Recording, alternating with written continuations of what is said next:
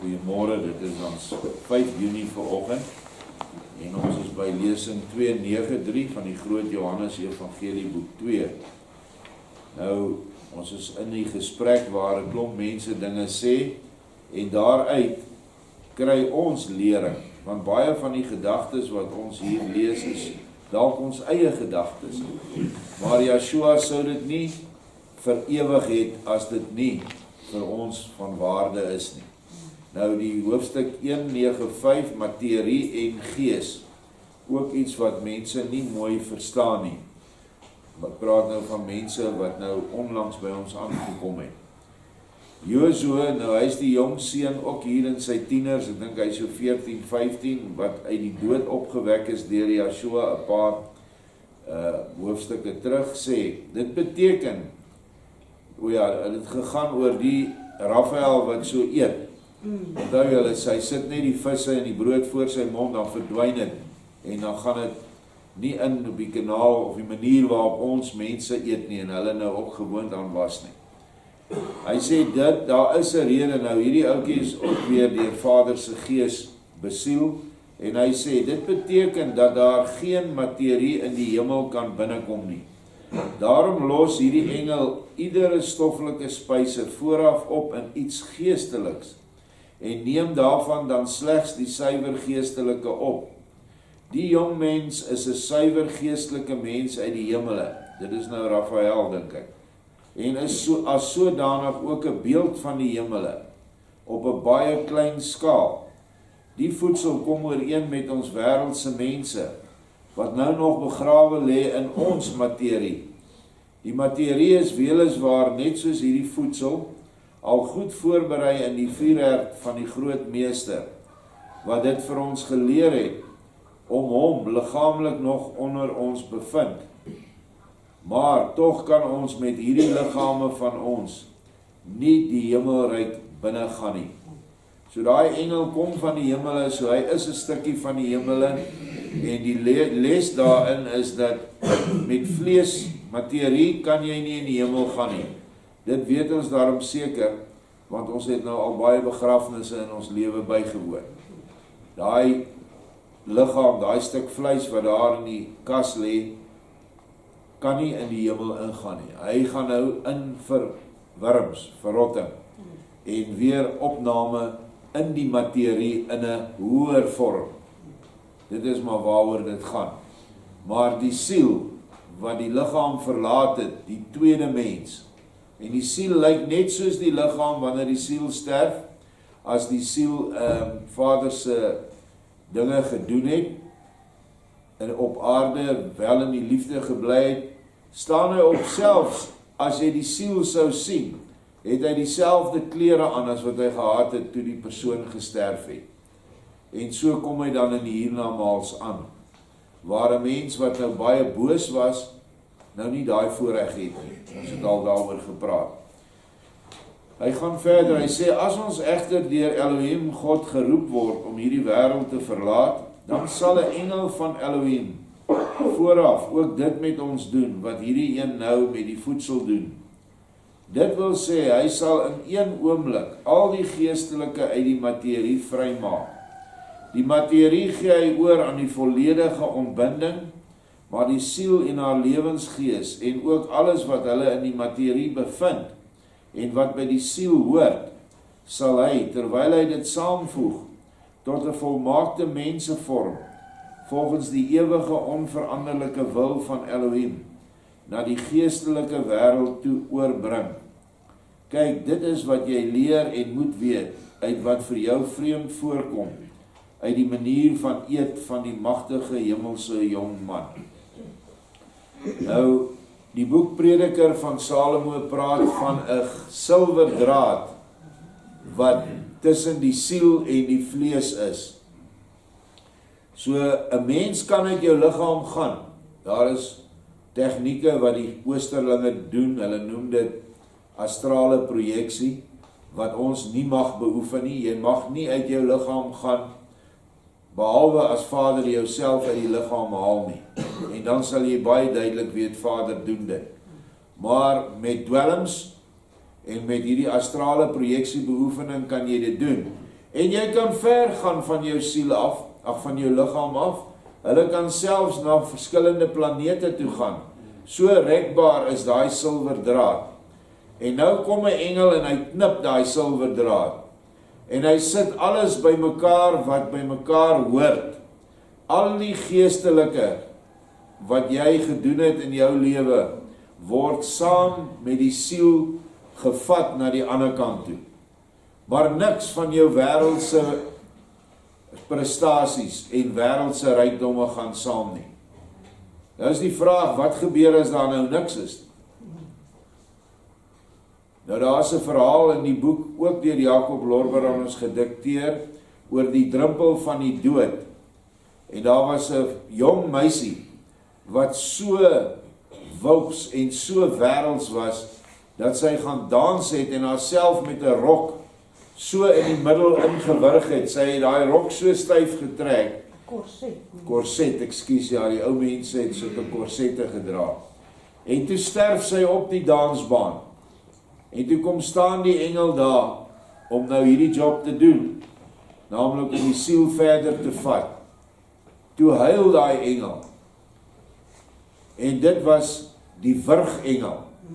En toe wurg hy daai siel uit. En uit die as, daar was net as, daar's niks substans nie, want hierdie persoon het in haar hele kort lewetjie niks gedoen vir die siel nie.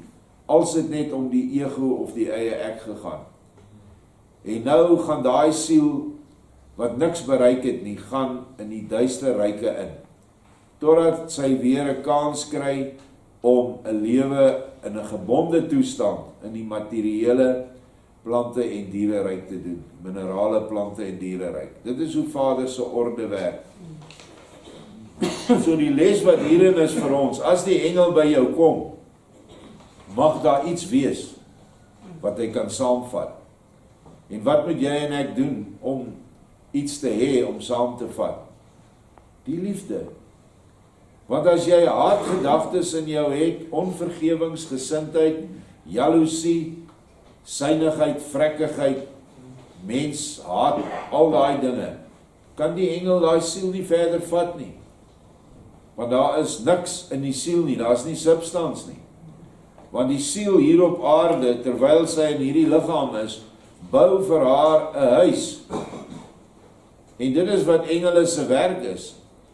Hulle bou daai huis vir jou onder die direkte toesig van Vader. Help hulle jou en gaan hulle saam met jou aan 'n kant toe.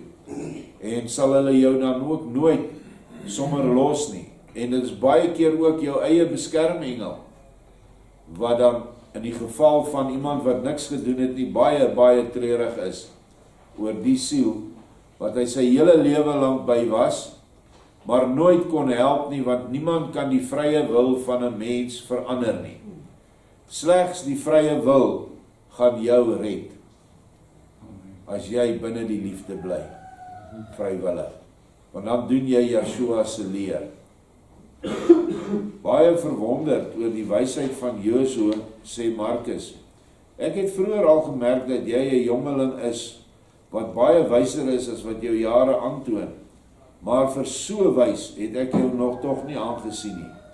Jy het my 'n baie belangrike les gegee, waarvoor ek jou altyd baie dankbaar sal bly. Maar glo my, die dors na kennis van die mens word steeds hewiger na gelang hy meer weet. En ek poog nou om behalwe jou les ook nog te hoor hoe die materie dan opgelos word. Nou sê die jong seun, vriend, dit is weliswaar nie goed as die mens te veel weet nie. Maar dit kan jy wel onthou. Kyk, die materie is eintlik niks anderste as gees, wat deur die almagtige wil van Elohim gebonde is. 'n Engel is niks anderste as die verpersoonlikte simbool van die almagtige wil van Elohim. Hy kan dus niks anders wil as net dit wat Elohim wil nie. As Elohim ooit die materie wil ontbind, dan word dit deur so almagtige menslike vorm van die wil van Elohim beetgekry. Die wet wat dit saambind word opgehef en alle materie verdwyn onmiddellik uit die bestaan. Gaan in haar oergeestelike element oor en bly dan dit wat dit oorspronklik was, maar dan meer veredel en meer volkome. Tallose vroeër enkelvoudig bestaande kragte word verenig tot een groot volkome individu, en dit sal 'n volmaakte geestelike mens wees, soos wat Elohim dit ewiglik wou hê. Het jy dit verstaan? Nou hierdie groot geestesmens is die gevalle ryk van Lucifer. Eintlik is hy nog steeds in 'n toestand van die groot wêreldmens. Ek het voorheen lesings daaroor gegee hoe groot hierdie wêreldmens is, en dat hy, as jy van ver in die ruimte na hom kyk, dan is dit 'n man wat op sy knieë sit en sy kop hang oor sy knieë, en hy's gebo en gebreek. Dit is Lucifer. Maar hierdie hele wese bestaan uit al die ontelbare planete, sonne, maane en al die wesens wat daarop is.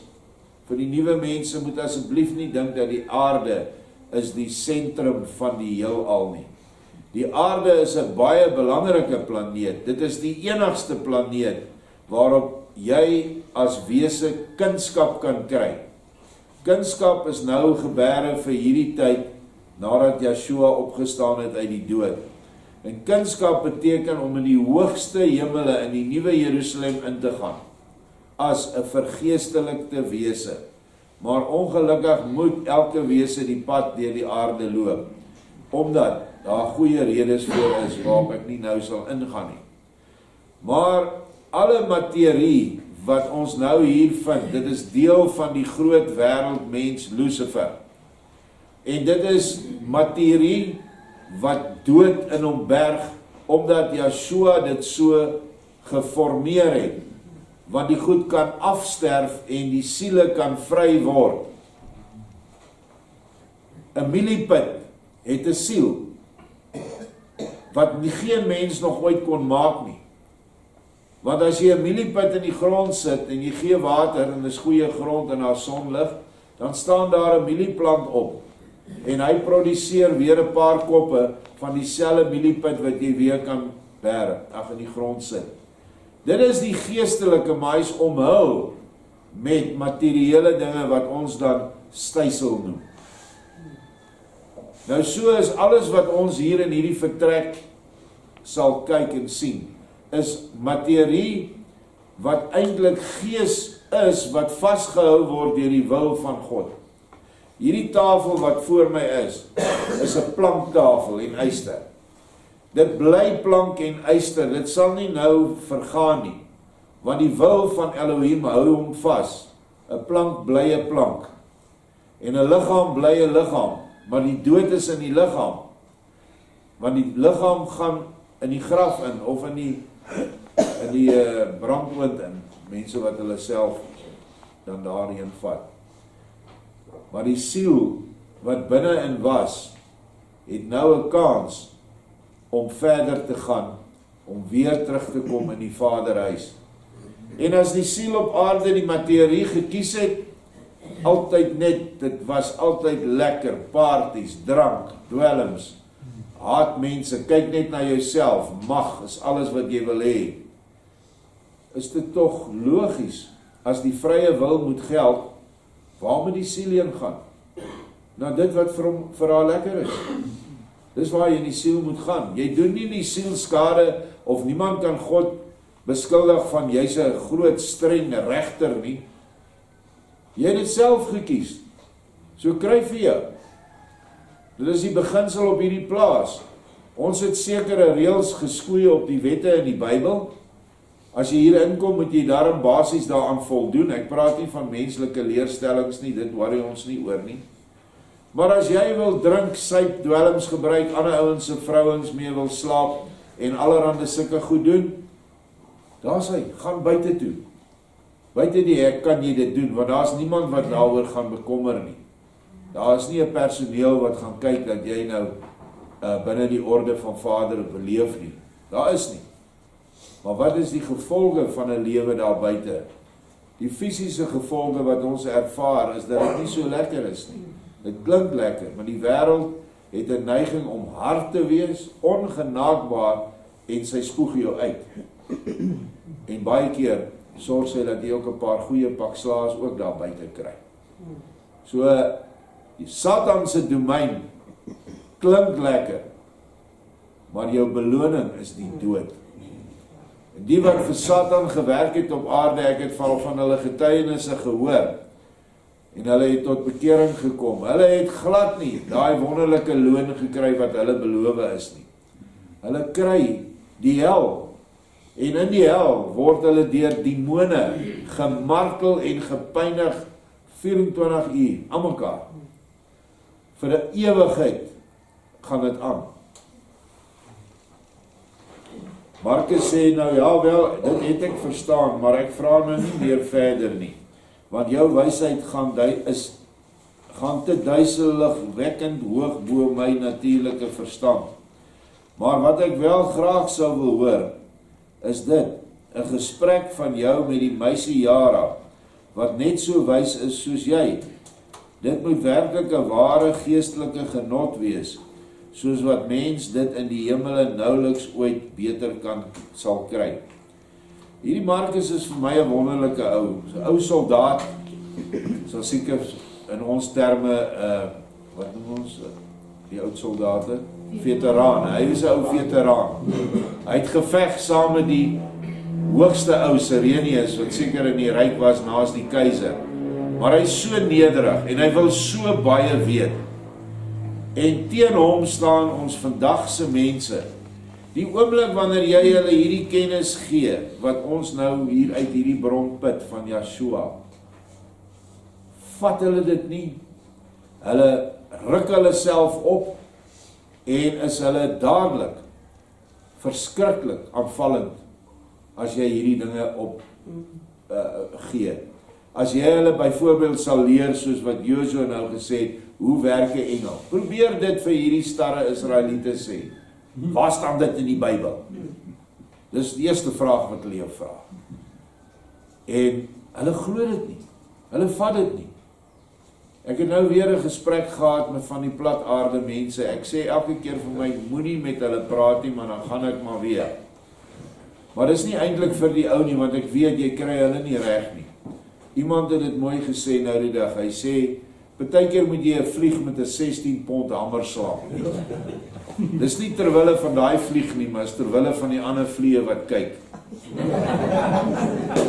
So jy moet heeltyd, moet jy die woord, moet jy bring, jy moet die waarheid bring, terwille van die ander wat ook lees, wat op groepe is, veral op Facebook.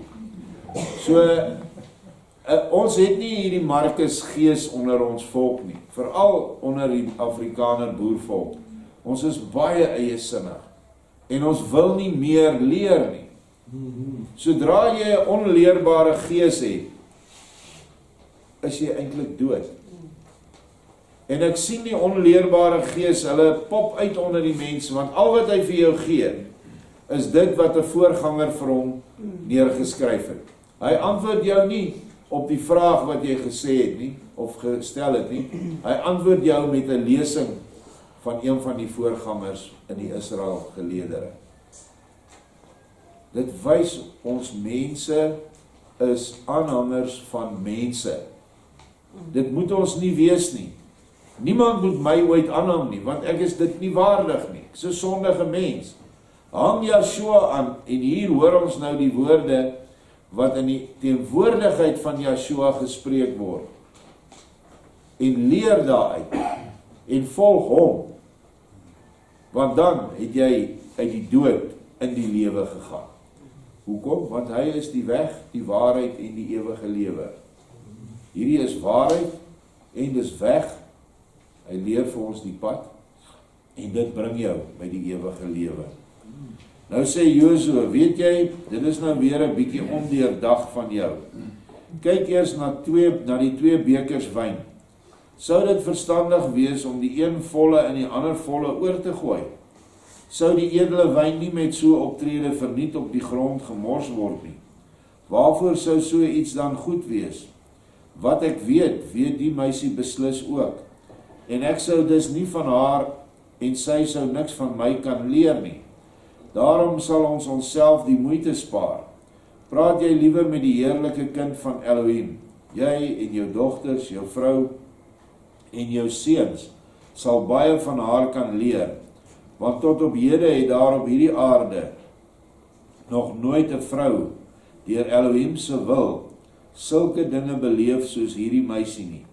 Sy weet onuitspreeklik baie, wat buiten die meester op die hele groot aarde geen mens weet of ook maar ken nie. Verstaan jy dit?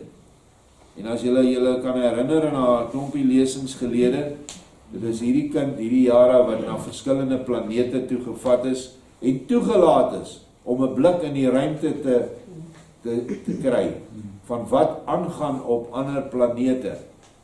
En niemand het dit nog ooit voorheen is dit toegelaat nie. En dit was sy as meisie. Nou ja, hierdie Josua, ek gaan so 'n bietjie oor sy geaardheid net iets sê, dan sal julle dit sien, hoe kom die ding uit. Hy is so 'n bietjie van 'n windie. Hy is 'n bietjie voorbarig.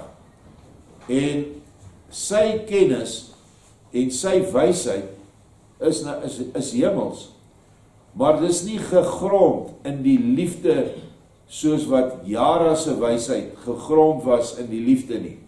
En ek wil sê, ons moet dit nou baie mooi die ding sien.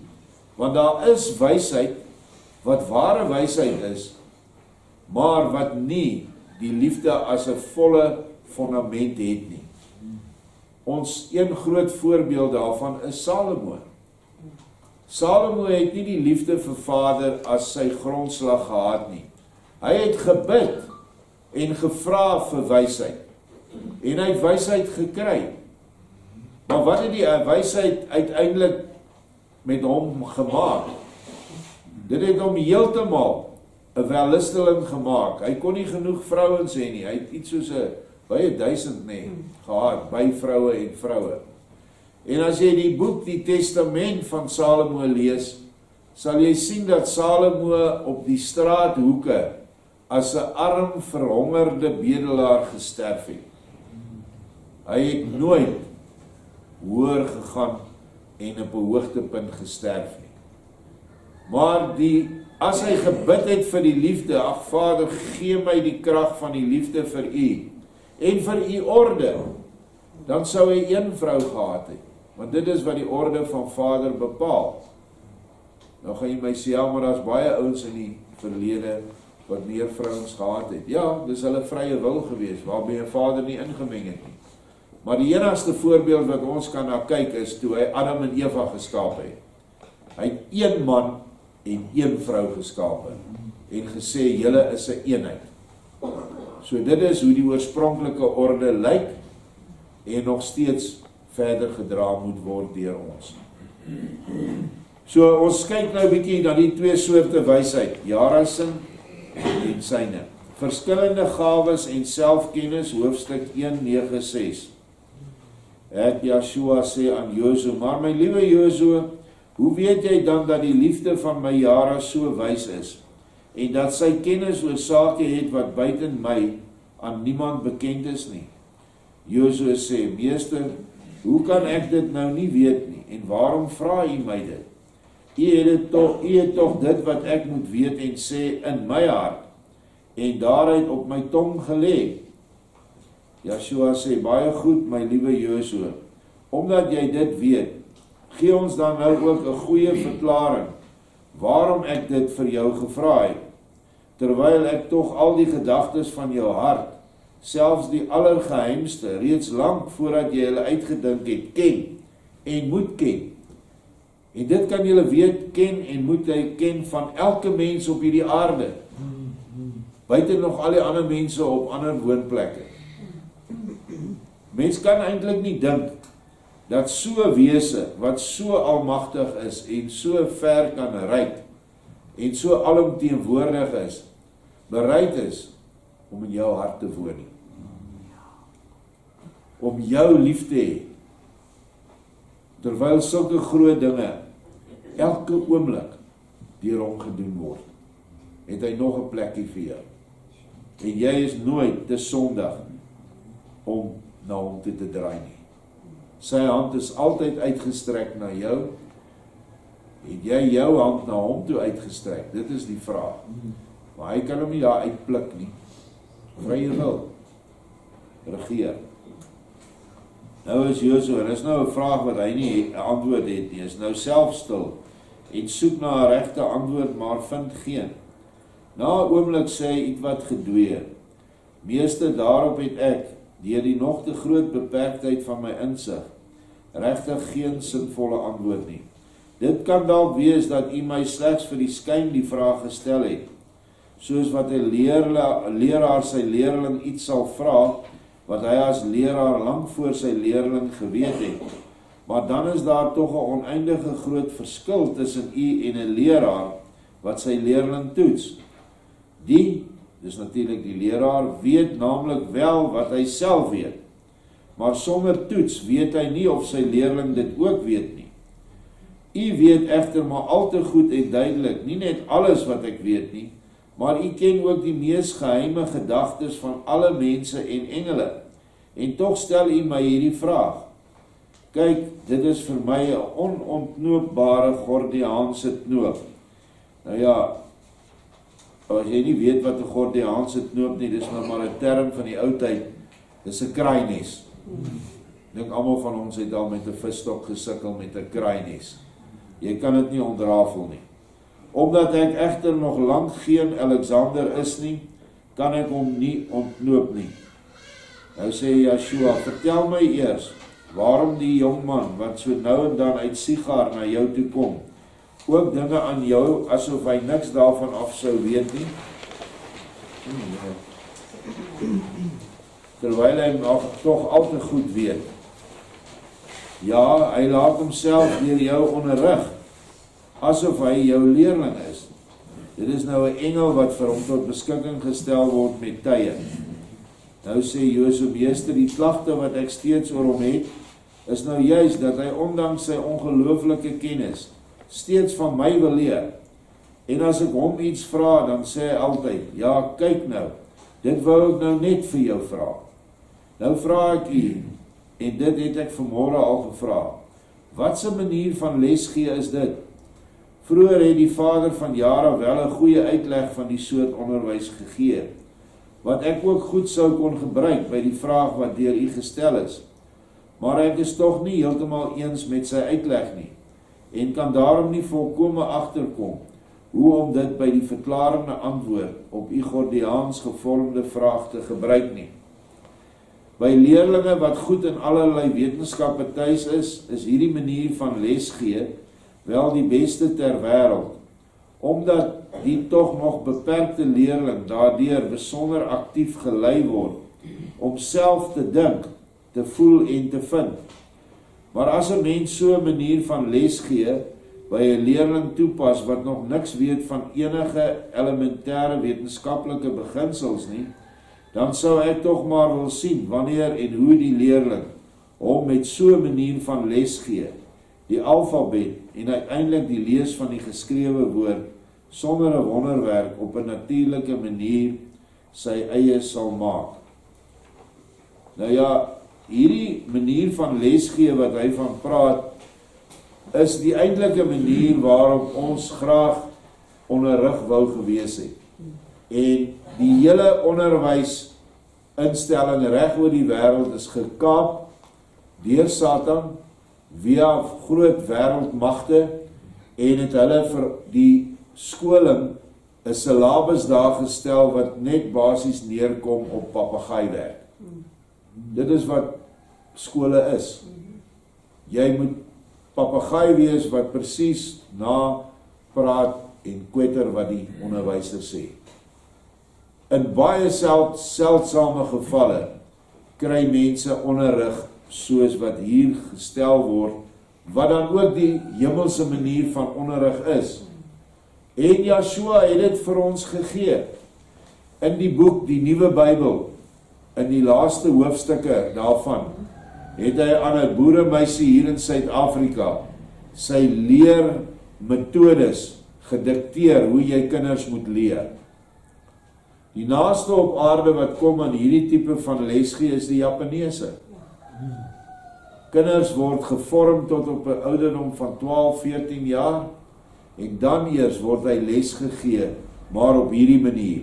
Hy moet dink, hy moet heeltyd dink.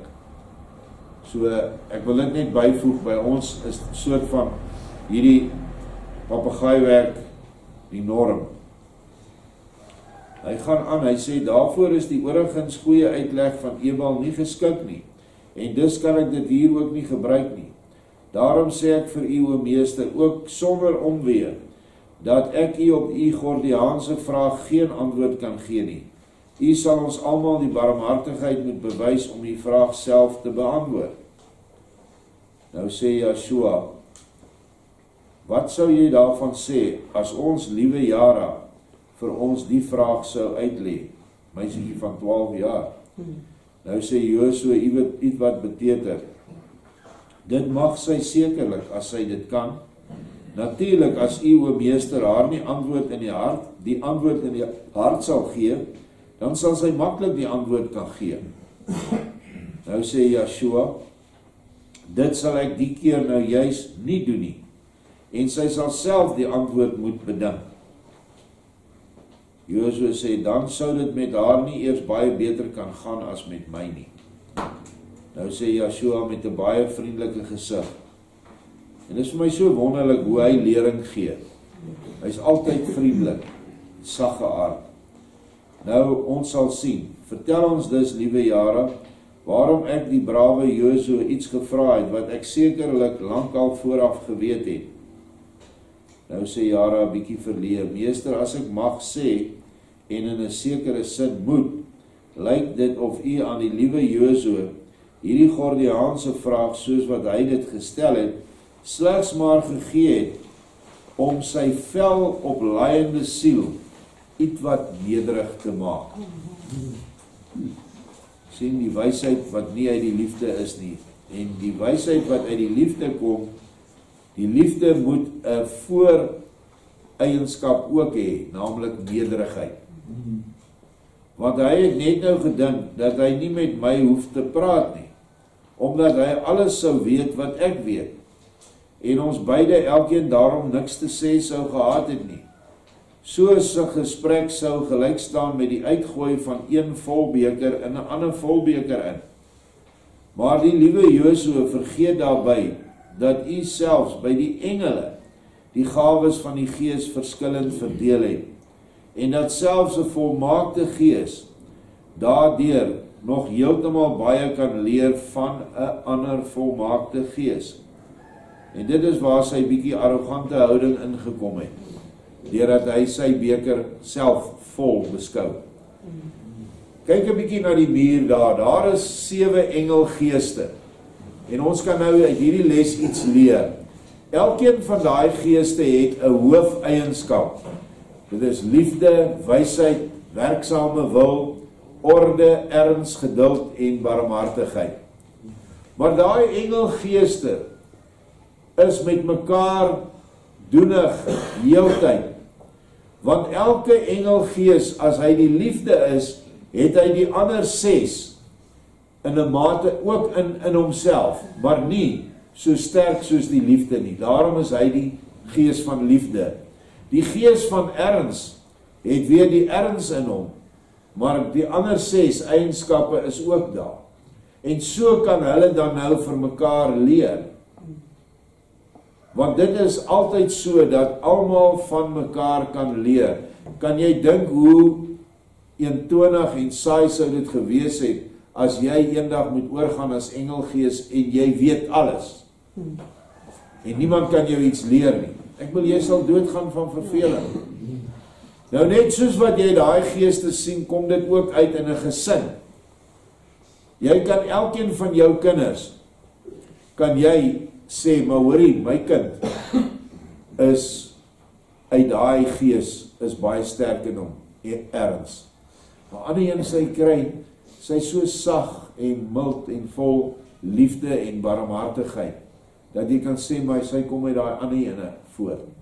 Elke mens kan onsself daarop speel. Iets is vir ons belangrik, as die ander geeste wat ook teenwoordig moet wees. En dis maar wat sy hier sê. Ek glo egter, as u o meester op die wyse vra, dan vra u maar net, omdat u iemand wat te veel opvlieg, wil bring tot 'n nederige selfkennis.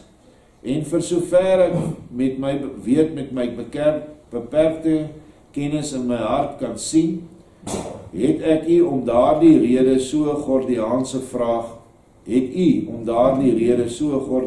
vraag aan die liewe Josua gevra, is om sy bietjie nederigheid te leer. Vroeger het ek wel in teenspraak met homself aan Markus die opmerking gemaak dat ek deur u barmhartigheid ervarings opgedoen het wat geen mens tot op hede op die hele groot aarde opgedoen het nie. Maar tog beskou hy homself as 'n beker wat net so vol sou wees. So hy is eintlik in teespraak met homself.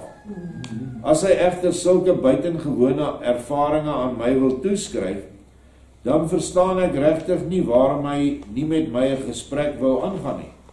Ek is van my kant af van mening dat ek ondanks my sekerlik ongelooflike ervarings tog iets van hom kan leer. En ek beskou my beker sekerlik nie so vol dat daar uit sy volle beker niks meer by my sou kon inkom nie. En soos wat ek nou opgemerk het, nakies nou lag, Jara iets wat fynkies, skyn sy beker ook nie so enorm vol te wees, dat daar nie 'n druppel van my wyn in sy geagte oorvol beker sou kon bykom nie. Daarmee wil ek oorigens ook nie in die minste 'n haatlike opmerking oor Josua se ietwat te hoog opspattende selfversekerheid gemaak het nie. Maar omdat dit van my gevra was, het ek gepraat soos wat ek in my hart dink. Ek glo daarmee dat ek geen al te groot sonde begaan het nie. Maar mag dit wel die geval wees, dan sal ek dit na vermoë weer goed maak. Nou sê Joshua vir haar, nee, heeltemal nie. Jou opregte hart is 'n oop boek vir my, en jy het my beste Josua self 'n groot diens bewys. Hy was op die punte wat deur jou kinderlike wysheid genoem het, ook werklik iets wat swak, en hierdie swakheid sou hom in die toekoms op klein dwaalweë kon gebring het. Maar nou is hy ook in hierdie sweer genees, en sal nou graag 'n opbouende gesprek met jou wil begin, want hy weet hoe om homself goed uit te druk. Nou die vraag is sekerlik, waarom moet ons dan nou hierdie stories lees? Want die praat Joshua nie, dis twee kinders wat nou teen mekaar staan en sekere lesse oordra. Omdat Joshua hulle woorde vir ons bewaar gehou het vir 2000 jaar, kan jy net weet dat dit belangrik is vir jou en my vorming. Want ons het almal daai bietjie opspattende selfversekerheid as ons kennis kry. Dit is maar net menslik. En 'n mens moet heeltyd daarteen veg en daarteen werk. Dat jy nie met kennis 'n sekere heerser wil wees nie. Dat jy nie met kennis mense wil amper sê seermaak nie. Of probeer jouself beter maak nie. Ek het dit baie gevind in die verlede toe ons as Israeliete die kerke verlaat het. Daar was nie 'n groter prestasie vir mense as hy met 'n dominee in gesprek kan gaan nie. En die Bybel beter ken as die dominee. En dis nie so moeilik nie. Dominees ken nie hulle Bybels nie. Nou, wat gebeur met die ou wat die dominee nou aangevat het en dan nou sê maar gewen het? Hy kry 'n verskriklike geestelike hoogmoed. Dis ongelukkig so, ek het dit te veel gesien. En dit is iets wat ons moet dit teenwerk, en dit moet nie by ons wees nie, en dis wat hierdie les, tussen hierdie Josua, wat ook 'n goeie geestesmens is, en Jara, wat 'n goeie geestesmens is. Joshua laat hierdie ding uitkom, jy en ek kan kyk waar is ons, en as daar regstelling gemaak moet word, moet ons dit maak. Want anders, soos hy sê, sal jy later op baie klein, op dwaalweë kom. Dit beteken, die oomblik as die eie ek te groot word, dan gaan jy van die pad van Yeshua af. Baie dankie.